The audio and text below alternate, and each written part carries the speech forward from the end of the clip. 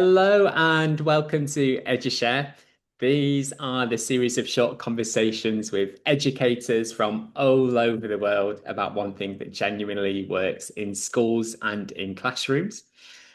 It started as an idea in Bangkok through a teach meet called EduPine, where Abby has presented twice now on two fantastic ideas and shared with educators in Bangkok. So thank you, Abby. And before we get started, I'm going to begin with some low-key, quick fire questions. If you are ready, Abby. I think so. Okay, so basically just tell me the first thing that comes to mind as I go through these questions. So the best book that you have read recently? Oh, not recently, but Alfie Khan, Punished by Rewards, is an absolute must for all educators. Oh, okay. I've not heard of that one.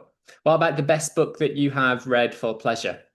Oh, sorry. I just finished reading Jojo Moyes' The Ship of Brides.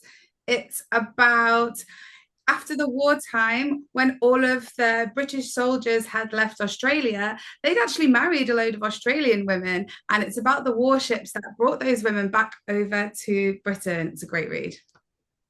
Okay. I actually know Abby personally as well as professionally. So I know that Abby's got a bit of a dodgy taste in books. So that one sounds okay. The best thing that you've had for lunch at school recently? Oh, our school do a mean lasagna. I know the Thai food is amazing in Thailand, but the lasagna at my school, really good. Our school does a good lasagna too. It's Lasagna Wednesday for us. Oh, same. Love a Wednesday. Yeah. What's the first thing that you do when you arrive at school?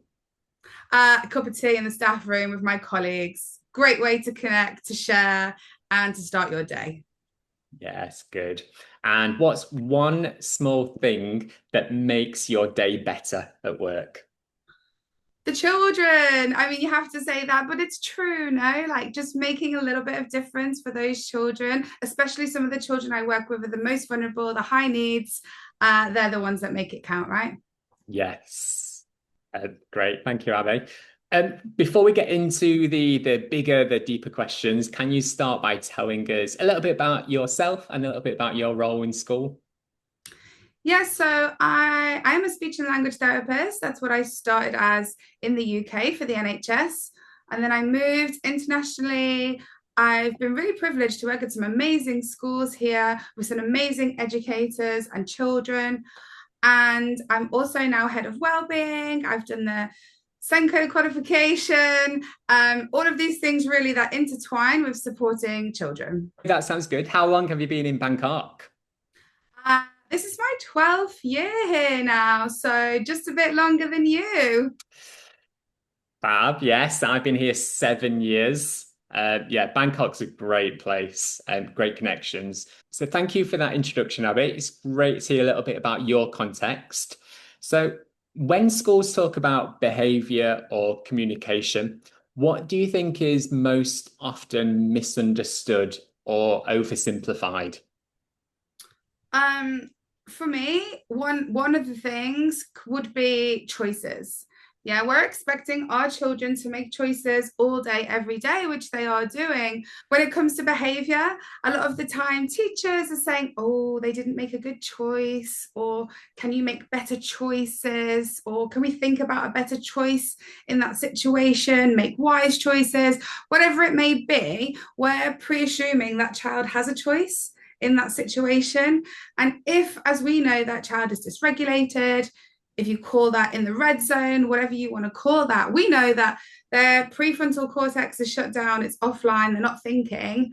Can they make a choice? I would say no. Do you think teachers know and understand that? Um, I think that it's not that they don't know that. We do lots of training in schools about understanding how the brain works and how, children aren't able to regulate their emotions. But in that moment, it's hard to know that. And I'm hearing a lot about choices recently. We give children choices, we want them to make choices. That teacher's doing their absolute best. They've got 18, 20, 25, 30 children in their classroom, and they're just trying to help that student in that moment. But I think that if we look at choices, if that child is doing something, maybe some undesirable behaviors that we're not looking for, we're trying to get them to make a better choice. Is it a choice? And that's the thing that I'm trying to think about and work with now at the moment. Yes, that makes complete sense. The key, as you've said, the key word there is choice. Yeah, and understanding that for teachers as well. So, can you share a moment from your work where you maybe have paused and thought, right, this is what really matters for a child or the children in our care? Yes, I think bringing it back to the choices again, I more and more recently I've been working with young learners who are showing a profile called PDA. So in a lot of the autism literature, they're talking about PDA as pathological demand avoidance, so avoiding demands. But it's also called a pervasive drive for autonomy, right? So these are the children in the class that are often showing that they're very, very dysregulated. And I was working with this one boy in particular in year 3, gorgeous little boy, but finding it really, really hard. And again, the school was all about making choices, helping him make wise choices, better choices. In that moment of dysregulation, could not. And this little boy then started coming more and more into my space. He'd come into my office, he'd come and talk to me, he'd come and be with me. I didn't ask him per se, but I'm hoping it's because he felt safe with me. We had that connection. And as lovely as it was for him to be there, I wasn't really getting any work done with any other children. And that teacher did come back to me later on and say to me, Abby, what is it? Let's talk about this a bit more. They were really open to learning some more. And we really turned it around for that child. And we talked about the choices or making different choices for the teacher's language and how the teacher was giving less language demands in the classroom. And for that one child, I think that teacher making that change, being open and willing to learn and try something new, has changed that child's life and changed their whole trajectory in school. Of maybe before that, we were thinking that they might not have been able to come to school. And then they started thriving, and that's all that we want, isn't it? Yes. It's really nice. There's a theme coming through these questions about choices. Which is really nice to hear and for us to reflect on. What's great about that story there as well is the importance of the relationship between the adults in the school as well. So you, in your role, the class teacher, and how the adults can support each other to get the best for the student as well. I think, as you referenced at the start, it's all about the children and getting the best for the children, and those relationships are key. Yeah, I think they really are. We always talk about regulation before education, and I know that's a term that's used a lot. But I would say that we need connection over correction and regulation and communication before education, right? And it's all of those moments of connecting and bonding and getting that child's trust with you that makes them feel safe in school, which then enables them to be ready to learn. Yes. I did a parent workshop at the start of this academic year with our Director of Student Wellbeing, and it was a workshop about curriculum, but before curriculum, we talked to parents about how relationships with students is a key to success, because we want the students to be coming into school feeling happy, feeling supported, they've got their trusted adults, that they feel part of the school community, and that we've got to get that part right before we can deliver a successful curriculum. And hence why it's important that I work in my role and work closely alongside our Director of Student Wellbeing as well, to make sure that that all happens harmoniously through school.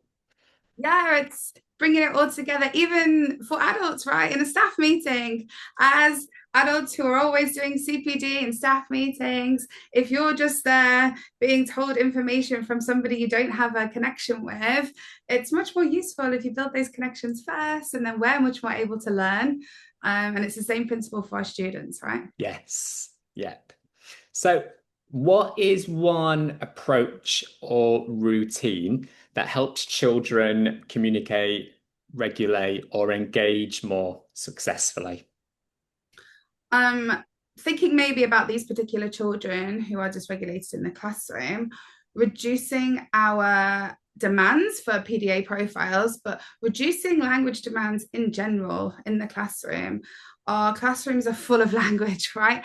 And we want children to absorb that language, especially internationally, when a lot of our children are dual and triple language learners. We really want those language rich environments, but language rich is not the same as language heavy. And that's something I've been looking into a lot more, talking about a lot more. I talked about it a couple of weeks ago at a Fabricia event.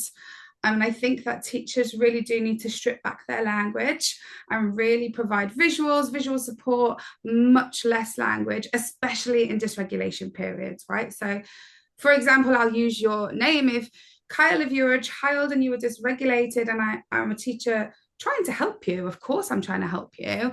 Kyle, can you hear me? Kyle, look at me. Kyle, I'm trying to help you. Kyle, do you want this choice? Do you want that choice? Do you want the playground? I'm trying to help you, but boom, boom, boom, boom, boom. That language is just far too much. It's an interesting distinction as well between language rich and language heavy. So, what does a language rich environment look like? So, language rich is where we are giving the children the language that they need, but we're giving it them at their level at a much more reduced pace, right? And we're giving them those visual supports. So, language verbally is gone. You say something and it's absolutely gone. And we all know that. We all know the visuals really help because the visuals can be there. And that can really help independence in the classroom. If a children's able to see visually what they're meant to be doing next, so you don't need to tell them. So language rich is about providing the language in an appropriate way. Language heavy is giving far too much language. And I'm not saying anybody would do that intentionally, but it's about teachers and educators intentionally looking at our language and how we're providing that to the children. Yes.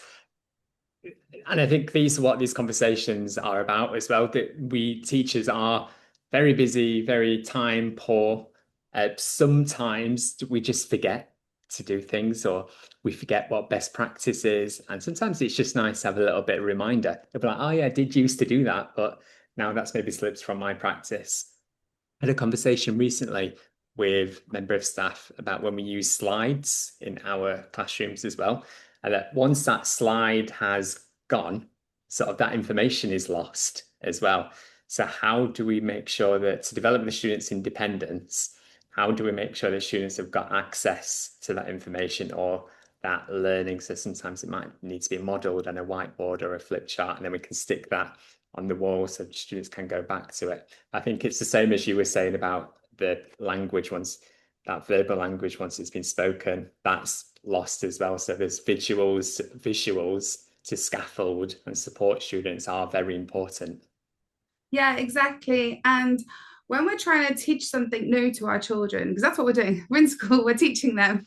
When we're trying to teach something new, they shouldn't have to hold in their head or think about stuff you've already taught them and stuff they know already. They should have that visually accessible to them to be able to then learn something new. Does that make sense?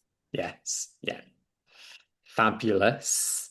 Thank you so much for your time. It was great to hear your thoughts today. Lots of takeaways in such a short amount of time, so that's awesome.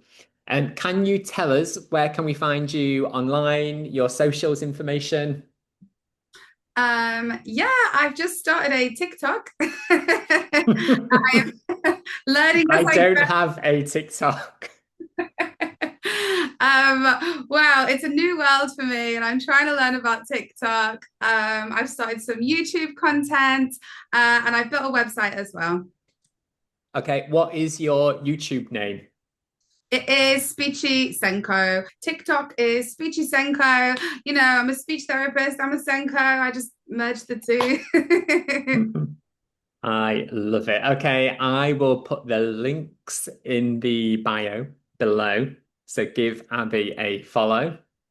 Okay. And thank you so much. Can't wait to have you back at EduPint soon and we can have a beer together and do some sharing.